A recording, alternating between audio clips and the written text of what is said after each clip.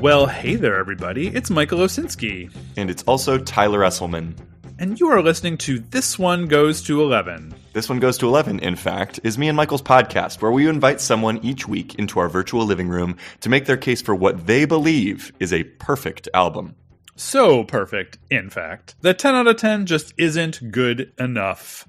How's your week going, Michael? Are you having a good week so far? Tyler, I don't know how to answer that question because this episode is airing at a very different day than the day we were recording it. So do you want me to answer as how I think I'm going to be in that week when this airs, or do you want me to answer that now? Like, what do you want? If my math is mathing, then our listeners are listening to us in the future on March 11th, a Tuesday. How do you think you will feel on March 11th, a Tuesday?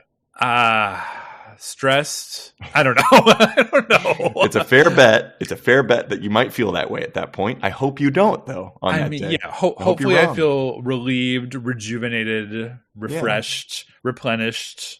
Yeah. Another R adjective. I don't know. Yeah. Rejuvenated. Yeah, absolutely. Talk about feeling refreshed and just like given new life. I've been really feeling very excited and invigorated about our guest that we have today.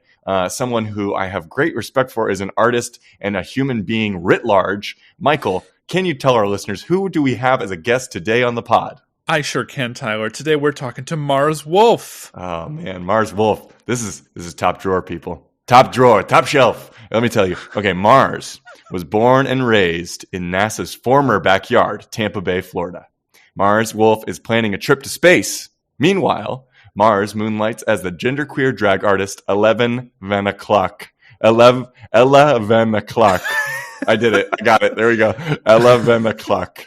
And by day, they can be found writing, producing, and stage managing in New York. Mars is a self-proclaimed playlist aficionado and an aspiring wedding DJ. And for future bookings, contact. All right, this is what I'm going to fuck up. DJ Marzipan. Dun dun dun dun. It's Mars Wolfe, everybody. Mars, how you doing? Good morning, Charlies. Oh, I love what y'all have done with the place. Oh, we do. New couch, new rug. It's all coming together. Hello, season 8. Season 8's the big time. We live. Big time. Wait, real quick. I want to get in on Slippergate because that conversation definitely piqued my interest, and I have a perspective in which I would like to share. Yes, please do. Are you pro Slipper? Oh, you know I'm pro Slipper. Okay, great. There is something about the encasement of a foot, the warmth that a slipper provides, and also the durability. You know, do I want to go outside? No. Right. Do I want to put on shoes? No. But I have my slippers. Right. And that's if they don't ever go outside, they last so long. That's the amazing thing about shoes. But who are we kidding? The bodega is so far away right now and it's cold. The slippers it is. That's still within the slipper procurement zone. Like you can definitely go to the bodega in your slippers, but you can't go like to a grocery store a little bit further away. That's way too far. Way too far. That's not your house anymore. 1 block proximity. Yeah. But can you go to a bodega? What if you have like the crazy Donald Duck slippers? Like, is that still okay to like go to? But like, dude. Because that feels like some slippers can pass as shoes. Yes, that's the pair that I have. Okay. Yeah. Okay. I'm wearing mine right now. I'm telling you, I'm all in. I'm all in on slipper games. Like the slipper gang, slipper game is strong in this house. Mars, it's so good to see you. It's been a minute. Good to be here. Thank you all for having me. We're really excited to have you. And so for the little background, because I do feel like we owe our listeners a little bit of background, even if we assume they might know what our connection is. You are a fellow Blue Demon. From back in the day, a stage manager extraordinaire. Everybody wanted to work with you, Mars. Everybody. Oh my gosh. It's funny that you bring up TTS because my introduction to both of you is actually through music. I remember this was freshman year, little baby freshman. One of my first weeks at DePaul, I was singing in the hallways as little freshmen are known to do. And I was singing Don't Dream It's Over, Crowded House. And a fresh Tyler Esselman popped her head out of the admissions office, floating head, if you will, and saying, "Who is singing the song of the week?" And I was like, you know what? I think I'm going to like it here. This score is for me.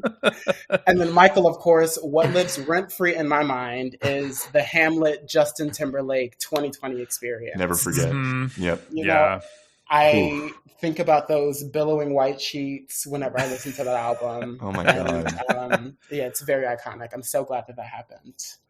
If we were still doing points, you'd get like 500 million points for those references. Points. I did not. I don't remember that at all. But God, that makes me so happy. First memory, just floating head out of admissions office. I was like, where am I? Crowded House.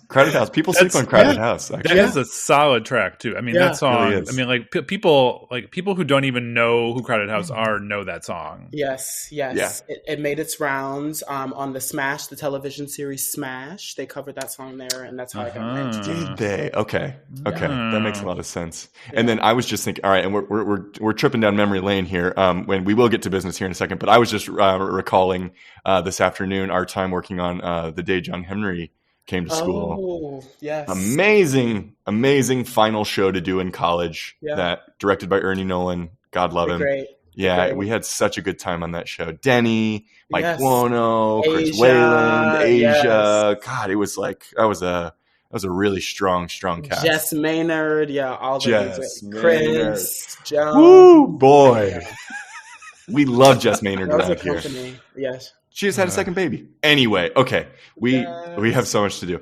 Love that these music related memories are coming up for you when you got the invite. But we set before you a very solemn task of making a case for what you believe is a perfect album. So tell us, Mars, what album hath thou brought before the This One Goes to 11 tribunal tonight? Yes, members of the tribunal, we are gathered here today to celebrate an album that not only has really banging interludes, it is not only Solange Knowles at her best, but it answers the perpetual question, super salad, with a resounding, a seat at the table.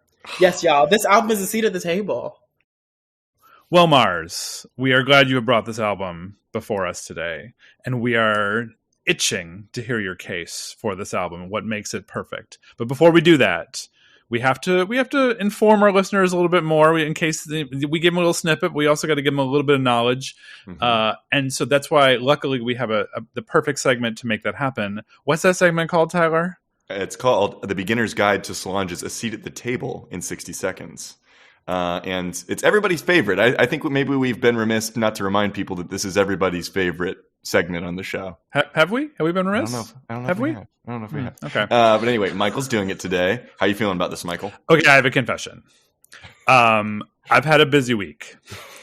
And so this time I'm a little ashamed to say this, but I also am I kind of like what happened as a result. I outsourced this. I outsourced this 60-second intro to one AI. Yes, I did. But to make it a little more exciting, I tasked AI with doing this in poetry. Ooh. And so I actually think that what it came up with is something better than what I would have come up with. This is not. I'm generally proud of my intros, but we should let Mars be the judge of that, though. This is true. This is true. You will have the opportunity to judge, and I fully understand if you have to take points off for my use of outside technology for this. But maybe you can score me and then also score ChatGPT. So you want me to grade on a curve? I did not say that. I did not say that. What I did say, though, is you can evaluate both because there are two entities at work here. Okay. Because AI coming for me. So yeah, dude, coming for all of us. Yeah. Love you, AI. I love you. This is Mars Wolfe. Mars Wolfe. That's Mars Wolfe. Positive. Thumbs up. Thumbs up. Don't forget that. Well, Mr. Chat GPT and Michael, are you? Yes. I have 60 seconds on my watch. Are you ready? Yeah, I'm ready. All right, we're starting in 3, 2, 1, go. Solange, a voice both fierce and true, a path her own she boldly drew, not just a shadow nor a name, but art and soul that set aflame. From solo star her start was bright, with sounds of youth and dreams in flight. Yet time would shape her, song by song, a deeper voice, both brave and strong. She soared with soul angel's sound, a retro funk where grooves abound. Then true arrived with echoes sweet, a dance of love and heartbreak's beat. But then she made a table wide, for voices silenced, pushed aside. A seat at the table came, a masterpiece of pride and pain. She sang of wounds both old and deep, of history's scars that still can weep. Don't touch my hair, declared her right, her crown, her power, bold in sight. With cranes in the sky, she spoke so clear, of burdens carried year by year. Each note, each word, a soulful cry, of healing wounds and asking why. Beyond just music, art she weaves, a force of vision, one who leads. Solange, a light that stands apart, a voice, a movement, and a heart. Oh my gosh. Wow. You still have snaps abound. Yeah. Snaps, everybody. We like it, ChatGPT. Can you hear us? Right. We approve. We approve. Yes. You're invited to the poetry slam. All right. So how you gonna rate us? And keep in mind, we realize that scoring is a problematic system and whatnot. But what do you think? What do you think? What'll it be? I think appropriately, I will have to give that 10,000 snaps. Okay. For its poetic nature. Yeah. ChatGPT, you can stay for now. For now. You have some bars. I love the essence. It was surprisingly simple, like in terms of it was very direct. Yes. It had good drive to it, good momentum. I was impressed by this. But the information was there. It was there. And you know what? In some ways I was kind of it didn't mention anything aside from her music career, which I was like, that's actually kind of refreshing, because I think most people would go into this and talk about, I don't know, maybe her sister, or I don't know, maybe something that happened in an elevator, but they didn't. Instead, ChatGPT was like, we are focusing solely on the artistry. And it did kind of distill down the essence and the purpose of this album quite well. I think so. So now, I will sprinkle in the fact that she is a fashion icon. Mm-hmm. Solange is known for her looks, and I feel like that fashion eye definitely had its role in this album and the curation of this album. So just sprinkle that on top. Okay. Well, you're ready for this. Yeah. Before we dive into the album, though, Mars, we like to start with a much more broad question. We just want to know a little bit more about you. What's your relationship with music? Past, present, writ large? What do you got going on? This is my behind the music. Okay, I see. VH1 could never, though. Oh, no, they couldn't afford it. So with me and music, I got my start dancing really early on. I was one of those annoying kids in the Nutcracker. But instead of dancing to the traditional Tchaikovsky score, we called it the Chocolate Nutcracker. As you can imagine, it was an ensemble of Black and brown performers. Yes. We danced to music of multiple genres. Cool. So there was a scene that took place in Brazil. There was a scene that took place in Africa that incorporated live musicians. Yeah. There was a scene that took place in the rainforest, which the score was just animal sounds, as you can imagine. Oh, okay. And everybody's favorite song was Land of Funk, which was incorporated music from top 40s hip hop. So as you can imagine, lots of Missy Elliott. This is early 2000s. Yeah. And that first introduction of storytelling through dance and music kind of really shaped my relationship to music. As a dancer, music is the dance partner. It is the puppet master, the Pied Piper, the snake charmer. And that evolved into a love of music and musical theater. I studied musical theater in high school. Gibbs. Yes, I was. Yeah, Gibbs. If you know, you know. You do. Shout out to your classmate Audrey Gladson. God love her. Yes, Audrey. Yeah. Yes. From gladiators to demons. What happened? Inseparable. Yes. So you were at Gibbs. You were theater focused, musical theater focused. Musical theater. Yeah, it was one of those art schools that made you declare a major. Right. How dare you have multiple interests? Yeah, God forbid. Yeah. So I studied musical theater. How was that? How did that fit you? Was it your like, did you feel like that was your circle that you found, like you really like fit in like a puzzle piece, or was it a competitive? Was it a competitive environment? What was that like? It was definitely competitive, more so than it needed to be, but I definitely think that I found my tribe. I know I found my tribe. Growing up, it was kind of, I'm not a sports person. Again, dancing and music, that's where I found, my vessel. That's where I found my creativity. And so music theater, people who had similar interests, those were my buds. That was my cohort. Yeah. And of course, I was a Gleek. I got to admit, you were I have to give Glee its credit. Yeah. That show introduced me to so much great music. Fleetwood Mac's Rumors is one of my favorite albums, and I would have never discovered that album as early as I did if it hadn't been for Glee. Glee curse aside, because that shit is scary and it's real. So I only just found out. Michael, are you familiar with this Gleekers thing? Like it's just like people who are really into Glee, like it's a scene still, right? Like this is Well, I'm talking about the Glee curse, in which some of the cast members of Glee. I thought you were talking about like the people that still follow Glee. Oh, you're talking about the curse, though. The curse, yes. Okay. Yes. I know about the curse too. The lore. Yeah. Do you know about the curse too? I don't. I do not know what. We're getting deep here. I love it. This is a It was just go down. I don't want to take it. It'll take a turn. I don't want to get too early. We can just say there's been some tragic. I know some tragic things have happened to cast members of Glee. Exactly. That's the curse we're talking about. Yeah, that's the curse. And then I know enough to know that like. I don't want to say that it's one particular performer's bad juju that might be like causing the whole thing, but I'm just gonna put that out there. We have no data. We have no data to support it, but I didn't say a name. Look, ask GPT, it seems to know everything else. Yes. So that was. So you were Glee, and then were you in like choir? Were you in like? Was there a choir setting that you were in high school too?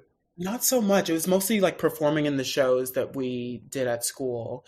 And our school, it gave us a lot of liberty. So if we wanted to do a show, they were like, okay, just put it on. You got to do it yourself. And that's what led me to stage managing. And today I find myself as a stage manager of new musicals and plays in the room with these just giants. And I just love being a fly on the wall as they throw everything at it, whether it sticks or not. Oh, that's so exciting! That's the good stuff. Rehearsal. I miss the rehearsal room. Lab. Yeah. That's like when I've been away from a real rehearsal process for too long. I get that. My mom always says, she's like, "You're happiest when you're rehearsing something." I'm like, that's kind of true. It's so real. There's something about the experimentation, the collaboration, and the container too. Like you have a time. Like you have a certain amount of weeks and a certain times a day to be there, and it's like. Yeah. That's the dream right there, in my opinion, having that structured time. Beautifully said. We love a rehearsal. So it sounds like music has just shot through your experience, certainly growing up, certainly now, which we kind of had a feeling that might be sort of the way it lives with you, just from knowing you, right? But let's talk about Solange in particular. Do you remember this? Do you remember the moment you heard this album? Do you remember the moment you became conscious of it? Or like, what was that? What was the experience of meeting? What was your meet cute with this album, if you will? Yeah. So Solange, the original Soul Angel. Yeah. A lot of people remember her as the voice of, she sang the song of the Proud Family theme song. So how she did with her sister, Destiny's Child. Wow. So that's where she got her solo. That's where her solo career really took off. And she had a couple solo albums. She did a feature with Lil Romeo, who bless him. I hope he's all right wherever he is. I know. Pour one out for Lil Romeo, or pour one back for him. He's still with us. He's probably fine, I hope. but it's a funny 6 degree of separation in the fact that she collaborated with Lil Romeo early on, and Master P, who is Lil Romeo's father, is heavily featured in the album. So with Solange, I think she was featured in, this was like Janelle Monáe's second studio album, Electric Lady, and Solange was a feature on the title track. And one of the cool things about the Electric Lady is one of the themes is like Black women coming together to evoke a unified voice. And that's something that you hear from Electric Lady. You can't discern Solange's voice from Janelle Monáe's. And that's where Solange kind of really came back into my purview. Cool. There was an elevator incident that happened in the 2010s. So people were really excited about what Solange had to say. A lot of memes were created off of that iconic moment at the Met Gala, but not much commentary from Solange, definitely not from Beyonce or Jay-Z, came out of that event. So a lot of people were kind of leaning forward to see what she had to say. The unique thing about this album, it came out in 2016, which is the same year that Beyonce released Lemonade, which was, up until that point, Beyonce's most vulnerable, most transparent, if you will, album. And so when it came to Solange's turn, people were really eager to hear what Solange had to say. And so that's kind of how A Seat at the Table found its way into my life. And you were tracking, is your relationship with sort of, I mean, it sounds like you had a love of Janelle Monáe. It sounds like there's some love for Beyonce herself too. Are these artists that you're sort of keeping tabs on, and that you are stringing a narrative together with them? Characterize your parasocial relationship to whatever extent it might be with Solange and the other characters. Yes, these are my queens. So often, we joke about being theater makers, art changing the world. But I think music, to a certain degree, does have transformative properties. And for me, it was looking at someone like Janelle Monáe, who is this oddball who leans all the way into her uniqueness. Beyonce, who leans all the way into her type A mentality and her goddessness. And for me, Solange was the perpetual alternative baddie. Solange was the cool chick. And her music, she released an EP called True, which definitely resonates with my musical taste. It's very synthy. It sounds like it's from another time. It sounds like it might have been produced by Gary Newman, who wrote Cars. So it's very of that era. So with The Seat at the Table, it's a bit of a departure. It's, for me, Solange at her most refined. It sounds like she really came to herself as an artist. And I definitely feel like she had something to prove. She definitely had something to say, but with A Seat at the Table, just that expression of making space for someone who otherwise does not have it. I feel like she definitely took to the challenge and knocked it out of the park. Yeah. Here. Great album. It's interesting to mention, obviously, I knew we were going to talk about Beyonce at some point, but to also say Janelle Monáe, because as you were saying that, those three artists in particular, it made me realize that, if there's sort of a spectrum of weirdness, Beyonce, probably the least weird, right? She tends to go the most mainstream. Janelle Monáe will full weird, total bizarre, love her for it. We talked about Dirty Computer many seasons ago. And Solange feels like she kind of sits in between the two in some ways, because she's not as mainstream as her sister, but doesn't go as full out there as Janelle Monáe does. And the thing that I've always been struck by, if I'm not mistaken, Solange has performed maybe twice at Pitchfork Music Festival. Yes. Which Bonnaroo, yes. Yeah, she's big stages. I know we kind of poop on Pitchfork a little bit on this podcast because they're a little snooty sometimes, but keep your score. Yeah.